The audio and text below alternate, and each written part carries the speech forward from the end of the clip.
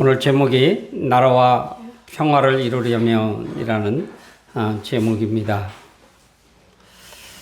지금 어쩌면 우리나라는 우리 시골에 특히 우리같이 순수하게 농사나 짓고 이렇게 하는 분들은 너무나도 평안한 세상, 좋은 세상인 것 같지만 지금 절대절명의 위기의 시대에 우리가 부닥쳐 있습니다.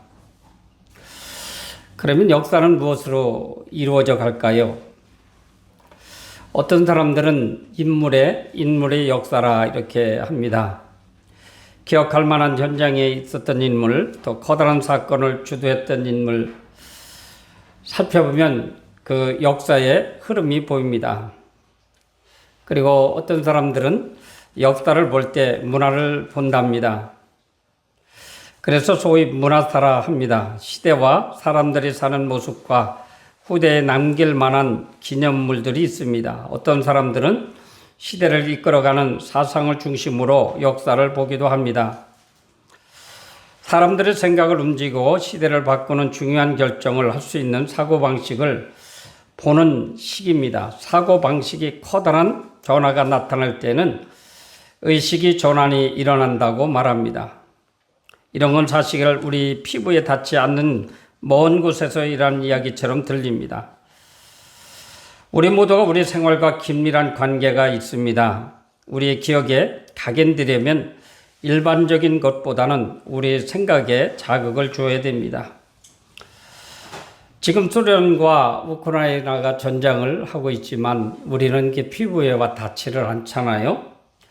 근데 만약에 이북과 이남이 전쟁이 터져서 이웃집에 어느 자식이 지금 전사했대, 어느 아빠가 지금 전사했대라는 등에 듣는다면 얼마나 우리가 피부에 닿을까요? 지금 이렇게 전쟁의 연속이라고 말한다면 더 공감이 될 것입니다. 우리는 이 국내에서 크고 작은 전쟁을 경험하고 전쟁의 여파를 직간접적으로 느낀 점이 있기 때문입니다. 전쟁이 일어남으로 인해서 우리나라 물가도 이렇게 오르고 있지요. 그런데 이렇게 하려면 이렇게 된 상황에 어떻게 해야 우리가 이 어려운 시기에 평화를 이렇게 이루어낼 수 있을까요?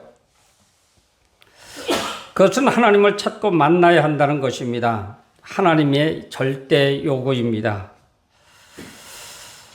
사람 행위에 우리 하나님은 응답하고 계십니다. 이 말씀을 저는 기록하면서 60년대, 70년대의 목사님들의 상황을 보았어요. 70년대만 해도 보니까 전사님들이 참으로 많이 있었어요. 정교신학대학을 나오지 아니하고 노예에서 하는 신학원을 졸업한 전사님들이 무지하게 많았어요. 나는 전사님만 있는 줄 알았어요. 그랬더니 나중에 보니까 목사님이 계시더라고요. 직급으로 보면 목사님이 우위지요. 근데 목사님 설교나 전사님 설교나 우리 전사님 설교가 훨씬 낫더라고요.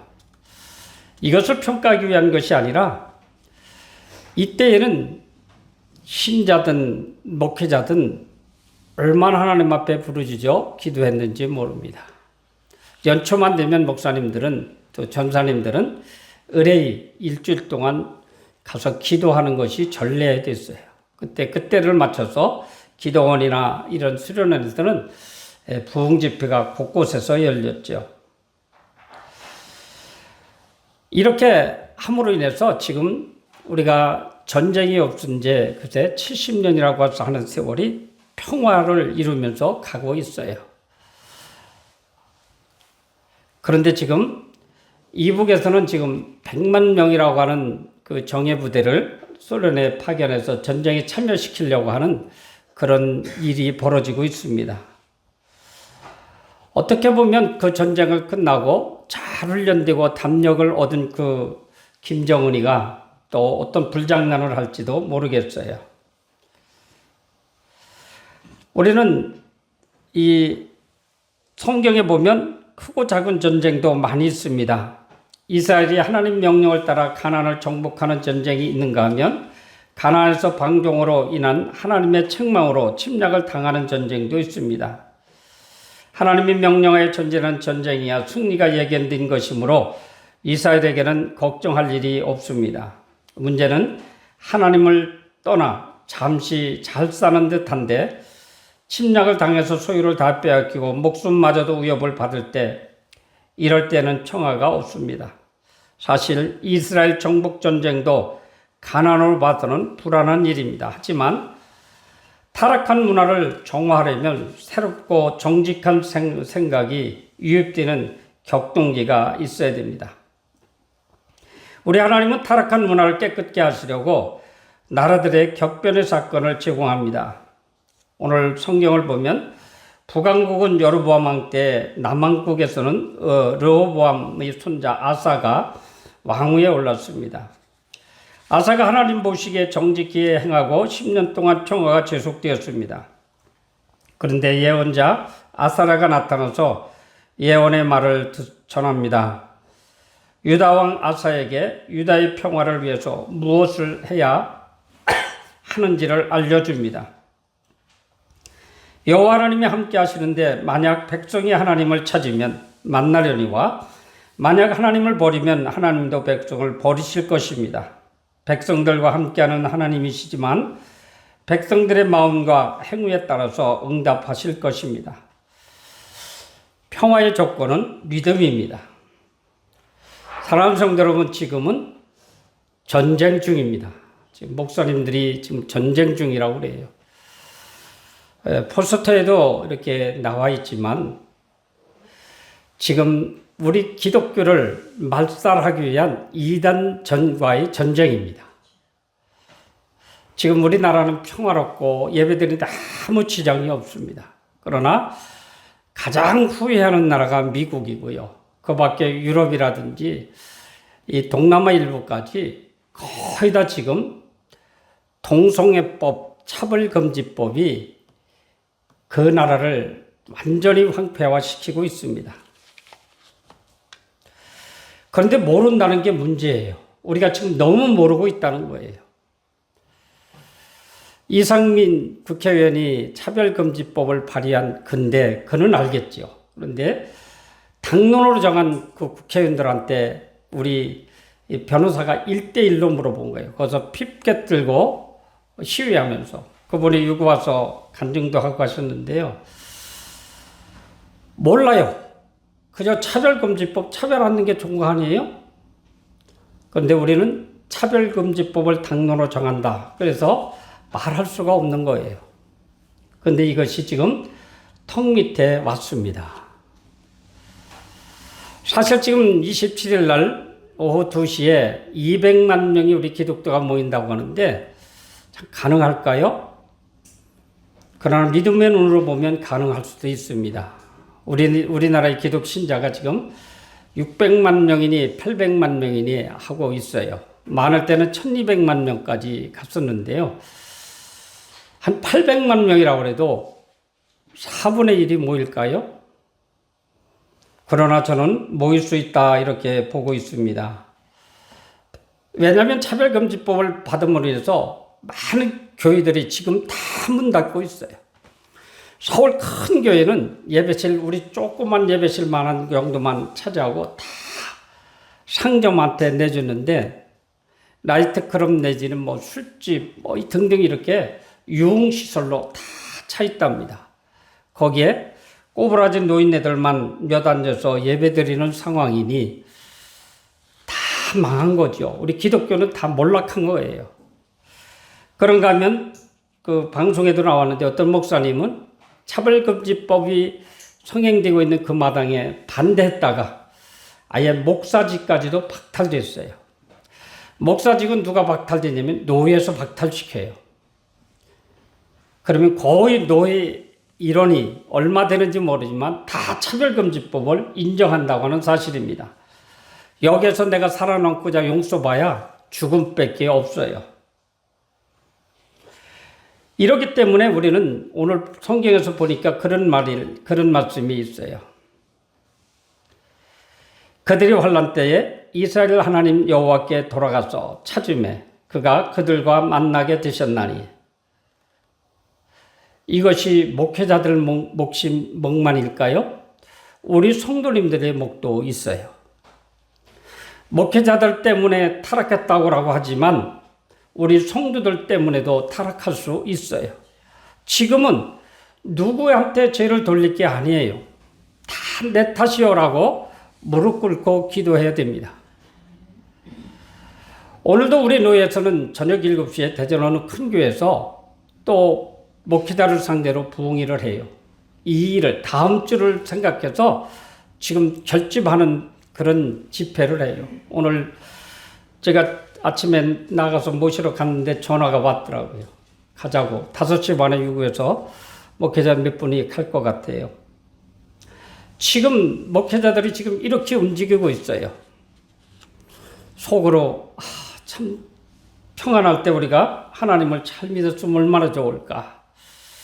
이제는 딱 한 가지입니다. 60년대, 70년대, 80년대 신앙생활로 우리가 돌아가야 됩니다. 어쩌면 이 의자도 다 빼놓고 방석 위에서 무릎 꿇고 하나님 앞에 기도하는 길밖에 없습니다. 하나님 용서해 주십시오. 우리가 이 땅에서 살면 여기 앉아 계신 분들은 다 40 이상 되셨죠. 옛날 어른들 60년대, 70년대 보면 40대에도 50대에도 늙어서 죽더라고요. 지금은 100세 시세가 됐지만 우리는 살만치 살았다 치면 우리 자식들은 어떻게 할 거냐 이거예요. 우리 손자들은 어떻게 할 거냐 이거예요. 이것을 우리가 막지 못하면 우리는 자식들한테 엄청난 재앙을 물려주는 길밖에 없습니다. 그런데 200만 명이 모여 집회한다고 그게 막아질까요? 라고 하겠지만 정치인들은 표를 의식하기 때문에 막아질 수 있답니다. 윤 대통령이 몇 프로 차이 안 돼서 대통령이 된 거예요. 우리 200만 명이 모여서 예배만 드리고 내려와도 그거 법 통과 못 시킨답니다. 사랑하는 성도 여러분, 우리는 하나님 보시기에 정직하게 행하고 오늘 아사가 보면 10년 동안 평화가 계속되었다고 하는데 그런데 예언자 아사랴가 나타나서 예언의 말을 전합니다. 유다 왕 아사에게 유다의 평화를 위해서 무엇을 해야 될지 알려주는데 여호와 하나님이 함께 하시는데 만약 백성이 하나님을 찾으면 만나려니와 만약 하나님을 버리면 하나님도 백성을 버리실 것입니다. 지금 목사님들이 외치는 것이 하나님을 만나는 길이에요. 우리는 하나님을 만나지 못하고 이성적으로 지성적으로 하나님만 믿었을 뿐 성령 하나님을 믿지 못한 결과예요. 얼마나 많은지 몰라요. 신자들도 다 그런 사람 많아요. 여러분 체험하시기 바랍니다. 하나님을 만나시면 돼요. 그러면 우리의 기도를 들어주신다는 겁니다. 어떻게 딸내미가 여자를 데리고 와서 아버지 사위예요 하고 할 수가 있습니까? 차별금지법이 이거예요. 남자가 남자를 데리고 와서 며느리예요 아버님. 이게 될 일입니까? 창조 질서를 허물어도 유분수지 세상 역사 이래 이런 역사는 아직 없었어요. 그런데 지금 다른 나라에서는 엄청나게 이루어지고 있습니다. 그럴 일은 없겠지만 우리 교인 중에 누가 그런 사람이 있어서 데리고 와서 나보고 결혼 주례 해달라고 그러면 안 돼요 하면 나는 그 사람이 신고하면 가서 살고 나와야 됩니다. 이것이 차별금지법 속에 있는 동성애 독소 조항입니다. 이때 우리 하나님은 우리에게 뭐를 요구하고 계시냐면 강함을 요구하고 있습니다. 하나님이 북왕국의 환란을 남왕국에 알려주시는 이유가 무엇인가 하면 다른 나라를 보고 우리에게 교훈을 삼으라는 의미이고 다른 사람의 실패를 보고 나는 바로 살아야 한다는 각성을 의미합니다. 지금 북왕국은 남왕국보다 강해 보이지도 않고 남왕국 이전의 왕이 북왕국과 전쟁을 해서 승리했지만 언젠가는 남왕국도 국격이 약해질 것입니다. 북왕국 사람들이 솔로몬과 로보암이 압제를 피하여 분리 독립을 했지만 그들에게는 하나님을 버린 셈이 되었습니다. 지금은 따질 때가 아닙니다. 지금은 누구를 원망할 때도 아닙니다. 나라를 살려주십시오. 우리 기독교가 살 수 있도록 하나님 개입해 주십시오 하고 기도할 때입니다. 누가 뭐 발의했던 이런 거 상관이 없어요. 몰라서 그도 그랬지 알면은 그랬지 않았을 거예요. 이 모든 것이 우리의 책임입니다. 우리가 기도하지 못하고 안일하게 신앙생활을 했기에 하나님이 지금 우리를 떠나서 악한 영이 이 땅을 지배하고 있는 것입니다. 사랑하는 성도 여러분, 지금 우리 하나님은 우리한테 무엇을 요구하고 계신가 하면 개혁을 요구하고 계십니다. 안일하게 평안하게 그냥 이렇게 살아가는 이런 병들, 어쩌면 오늘 여기 성경에 있는 것과 같이 이 아사가 예언자 아사라의 말을 들었는데 하나님의 뜻을 행하는 것, 즉 하나님의 요구대로 마음을 강하게 하고 우상 숭배하는 물건들을 남왕국에서 제거하는 것입니다. 우상 없지요. 우리에게는 우상 없어요. 없지만 여러분 샅샅이 뒤져보십시오. 무엇이 나를 하나님 앞에 자유롭지 못하게 하는 것이 있는가? 이것이 우상입니다. 부처가 우상일 수 있지만 부처보다 더 중요한 것은 우리 마음속에 자리 잡고 있는 누구도 모르는 나만 아는 하나님을 믿는 장애 요소가 우상이라는 것입니다. 이것을 제거해야 돼요. 이것을 하나님 앞에 내놓고 하나님 용서해 주세요. 이번에 살려주세요. 이것이 지금 일주일밖에 안 남았습니다. 일주일이요. 사랑하는 성도 여러분, 어렵고 힘들지만 일주일 동안 하나님 여러분들 기도재단을 쌓으시기 바랍니다. 하나님 용서해 주세요. 내가 나타하고 게을렀습니다. 용서해 주세요. 하나님을 잘 섬기겠습니다 하고 고백하는 시간을 가져야 됩니다. 공산당 김정은보다 더 무서운 것이 차별금지법이고 동성애법입니다. 이 땅에 어떤 악한 사람도 그 법 앞에는 무력할 수밖에 없어요. 오늘 본문을 보면 15절을 보면 무리가 마음을 다하여 맹세하고 뜻을 다하여 여호와를 참으로 찾음으로 여호와께서 그들을 만나 주시고 그들이 사방에서 평안을 주셨다라고 기록하고 있습니다. 하나님은 아사 왕에게서 요구하셨던 말씀 그대로 지키는 사람에게 약속한 평화를 주십니다. 여러분, 이스라엘 민족 남왕국 북왕국 이게 따질 게 아니라 아사 왕같이 회개하고 하나님 편에 돌아왔을 때는 하나님께서 이 땅에 평화를 주신다는 거예요. 몇 년은 그냥 우리가 신앙생활 할 수 있습니다. 그런데 속전속결로 그 악한 영들은 바로 교회를 잠식해 버린다고 이야기하고 있어요. 다른 나라 예를 들어서 말하더라고요. 그러면 우리나라도 다른 나라들이 지금 그렇게 가고 있으니 우리도 그렇게 올 수밖에 없는 상황이라는 것입니다. 다른 나라를 보고 우리도 그렇게 된다는 거예요. 작년에 다니엘 기도에 어떤 목사님 미국에서 그 차별금지법을 당위해서 온 교인들이 우리는 차별금지법을 반대한다. 그런데 그 재산을 유지되는 재단에 가입한 거예요. 그래서 재산을 그 목사님 법적으로 따지면 몇 프로는 받을 수 있대요. 그래서 더러운 것들하고 타협하고 법적인 것이 갈 수 없다 해가지고 교인들이 나왔는데 내 기억에 97% 교인들이 그 목사님을 따라 나오셨어요. 그리고 아주 가난한 교회라고 하는 좋은 교회를 또 주셔서 거기서 예배드리고 있다고 그러더라고요. 그런데 문제는 자기를 박해하고 핍박했던 그 목사님들 그 차별금지법이 좋다고 그를 인정했던 그 교회들은 다 지금 복상 망해 있대요. 망하는 것까지는 괜찮지만 그들 영혼은 다 지옥에 갈 수밖에 없다고 하는 사실입니다. 우리가 왜 예수를 믿어요? 천국에 가기 위해서 믿는 것입니다. 우리 하나님은 이렇게 아사왕에게 요구를 하신 그 아사왕이 모든 우상을 제거하고 하나님 앞에 부르짖어 기도했을 때에 그에게 약속한 평화를 주셨듯이 우리에게도 약속한 평화를 주실 것입니다. 제가 이것을 너무 강력하게 계속해서 하지 못한 것 너무나도 후회가 돼요.